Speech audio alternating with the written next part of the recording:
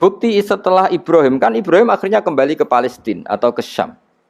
Lalu buktinya apa kalau dzurriyyahnya Ibrahim itu ada di Mekah, terus Nabi Ibrahim dimaklumatkan oleh Quran bahwa beliau sempat ngendikan ini askantu min dzurriyyati biwadin ghairi dzar in inda baitikal muharram. Ya Allah, sebagian anak turunku tak letakkan di Mekah. Itu kalimat min dzurriyyati itu kalimat yang paling objektif. Ada kata min, sebagian. Karena kalau Ibrahim bilang dzurriyyati maka bohong karena ada Ishak yang di Palestina. Paham ya? Makanya disebut min bahwa sebagian anakku tak letakkan di sini. Karena sebagian yang lain di Palestina. Maka kata min dzurriyyati ini bukti bahwa Quran itu mukjizat betul, yaitu memang faktanya Ibrahim itu ada yang di Palestina, yaitu Ishak, sinten? Ishak yang di Mekah Ismail. Nah disebut min dzurriyyati, napa? Min dzurriyyati. Terus Ibrahim ngendikan biwadin di lembah. Sebab itu Ka'bah itu di cekungan paling bawah. Bukti sejarah juga membuktikan seperti itu. Mulane kula seneng Ka'bah kena banjir bolak-balik rubuh niku kula seneng. Karena mboten seneng dari segi cemoan mboten. Itu bukti empirik. Iku hikmahe kena apa Ka'bah rubuh bolak-balik. Andai kan enggak rubuh bolak-balik karena banjir, orang susah nyari sejarah. Ketika Nabi umur 35 Ka'bah rubuh mergo banjir. Zaman Umar ya rubuh karena tadi Ka'bah itu di cekungan paling bawah. Quran memaklumatkan bahwa Ka'bah itu biwadin di cekungan paling bawah. Yaitu ada Jabal Abi Qubais di cekung gunung, Ka'bah paling bawah. Nah karena Ka'bah ini zaman Nabi Adam itu rob wa tumain. Jadi ketika Adam mau haji, tanya sama ya Allah saya harus kemana? Ya sudah ke Ka'bah. Titenane sebuti Gusti ada rob wa tumain, ada roh wa tumain. Ada cekungan dalam tempatnya air. Itu jenis Ka'bah. Zaman itu belum ada bangunannya, yaitu sudah namanya Ka'bah. Terus Ibrahim sesuai panduan itu bikin bangunan di situ. Bisa kamu bayangkan kan bangunan di cekungan paling bawah di sekelilingi gunung. Kan mesti kegerojok air. Makanya setiap banjir itu Ka'bah rubuh. Apalagi ya enggak ada semen, enggak ada terus dilapisi baja enggak ada dulu. Pasti rubuh. Justru itu bagus. Bagus dari segi bahwa shadaqallahul adzim ketika mengistilahkan Ka'bah itu biwadin. Paham ya? Biwadin. Sehingga sekarang alhamdulillah pemerintahan Wahabi meskipun gitu sampai sekarang Ka'bah itu dari Masjid Haram tetap ke bawah. Ya enggak ya mesti apa? Ke bawah, tetap di cekungan. Sampai sekarang desainnya Ka'bah tetap ya kita di Masjid Haram masuk itu nanti kalau mau ke Ka'bah pasti turun ke bawah sampai sekarang. Wiling-wilingan statusnya Ka'bah itu biwadin ghairi dzar'in inda baitikal muharram. Lah ini penting. Sehingga orang-orang yang mengingkari nubuah pun percaya kalau Muhammad turunan Ibrahim karena semua data mengarah itu. Jadi Ka'bah kena banjir ana hikmah. Aja kok malah nggo ilmu jaduk jare omahe pangeran kok rubuh. Ora sing jaga sapa? Wong goblok. Jadi Allah kalau bikin sesuatu itu pasti hikmahnya besar.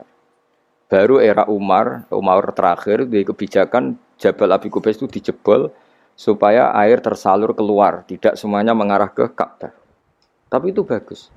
Ijtihadnya Umar ya bagus, tapi kenapa zaman Nabi ijtihad itu tidak ada? Memang enggak perlu ada zaman itu, karena justru rubuhnya Ka'bah mergo banjir itu bukti benar-benar biwadin, karena di cekungan paling bawah, maka rawan kena banjir. Logika rasionalnya, kenapa di situ ada zam-zam? Ya karena logikanya gampang, secara umum, meskipun Allah itu kuasa bikin mukjizat, tapi tetap ada nilai rasionalitasnya. Apa nilai? Karena Ka'bah itu di cekungan terbawah, maka mata air ya di situ. Paham ya? Makanya zam-zam ya dekat Ka'bah. Meskipun Allah bisa bikin air di puncak gunung, tapi itu kan mboten lucu kan. Maksudnya normali sumberan ning cekungan. Kan ya ora lucu. Banyu kok milih munggah kan ya ora lucu. Darani sulapan malah ribet kan. Jadi Allah itu meskipun kuasa melakukan apa saja tetapi gadah ajro ala matrodil adat atau ala mutarodil adat. Sesuatu dibikin itu sesuai adat. Nah, termasuk adat orang soleh itu turunannya orang soleh, turunan saleh. Makanya dzurriyyatam ba'duha. Ngene jogeman kula suwun jogeman ninggal berjanji. Karena kitab berjanji itu yang paling madhu Nabi, muji Nabi min haitsul ilm. Sangat fanatik menjawab gugatan pada Nabi dari segi ilmiah. Termasuk beliau yang kalau kita ahli sunnah kan yakin bapaknya Nabi, bayi Nabi sampai Nabi Adam semuanya mukmin. Nah, kalau ada kubu sebelah sing darani bapaknya Nabi nin rokok, bayi Nabi nin rokok itu pasti kita tentang. Karena wa kaifalah wasayyidul akramu sallallahu alaihi wasallam wasitatul muntaqo.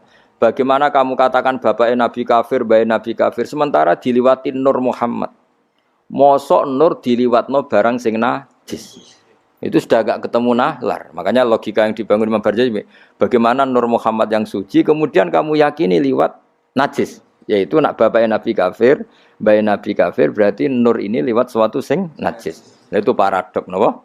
Makanya Dawi tiba wa kaifalah wasayyidul akramu sallallahu alaihi wasallam wasitatul muntaqo. Bagaimana enggak mbah-mbahnya Nabi suci wong itu liwatane nur yang suci. Nah, terus ada beberapa iskal kecil. Iskal kecil misalnya lalu bagaimana dengan sejarah yang populer kalau Azar itu bapaknya Ibrahim. Sementara Azar terkenal kafir. Nah, itu oleh ulama dijawab ketika Nur Muhammad masih di Azhar itu dia belum kafir. Setelah Nur ini pindah ke Ibrahim, berarti Azhar wis melompong tanpa Nur Muhammad. Baru soro kafiron. Baru setelah itu Azhar menjadi kafir. Jadi kafir terlambat kira-kira Azhar. Zaman ditunggani Nur Nabi itu tidak kafir. Paham ya? Pak gue yang mana pondok lu ijek apal juz sama sekali mulai wis ora apal. Nah, atau jawaban kedua Azhar dikatakan bapak itu majas. Hakikatnya hanya paman, apa? Paman. Jadi ada jawaban dua ulama ya. Yang satu menjawab apa? Mada manuru Muhammadin fi Azhar itu masih dia Muslim atau mukmin. Ketika Nur Muhammad sudah pindah ke Ibrahim, berarti Azhar kan melompong. Nah ini terus sorok kafiron. Atau sebagian ulama menjawab Azhar itu paman, disebut bapak itu majas. Tapi jawaban itu menurut saya tidak setuju yang normal saja karena nanti cara Imam Ghazali zalat sikoh bil alfat nanti keribetan apa orang kemudian nggak percaya dengan lafaz karena setelah pada kata bin iku tenan tora karena ada kemungkinan majas kan terus ribet makanya banyak ulama yang milih jawaban pertama ya mada manurun nabi fi Azhar itu Azhar belum kafir setelah ada intiqalun nur peralihan nur ke Ibrahim Azhar baru kafir yaitu biasa itu lebih gampang. Tapi kita tetap yakin bayi Nabi, bapak Nabi ila Adam niku semuanya mukmin. Nah, alasannya apa? Wa kaifalah wasayyidul akramu sallallahu alaihi wasallam wasitatuhul muntaqo. Alhamdulillah, alhamdulillah.